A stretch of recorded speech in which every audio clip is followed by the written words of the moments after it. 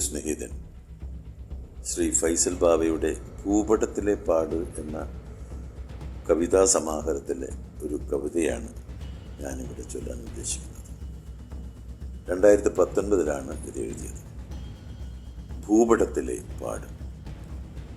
ഭൂപടം നിവർത്തിയപ്പോൾ ചോരപ്പാട്, കരിഞ്ഞിണങ്ങിയ ശരീരങ്ങളുടെ പാടുകൾ, 12 പല്ലുകൾ മാത്രമുള്ള തലയോടുകൾ, യാചനയോടെ കൂപ്പിയ കുഞ്ഞു കൈകളുടെ അസ്ഥി, തെറിച്ചു വീണ തുറിച്ചു നോക്കുന്ന കണ്ണുകൾ, പട്ടാള ബൂട്ട് പതിഞ്ഞ കുഞ്ഞു നെഞ്ച്.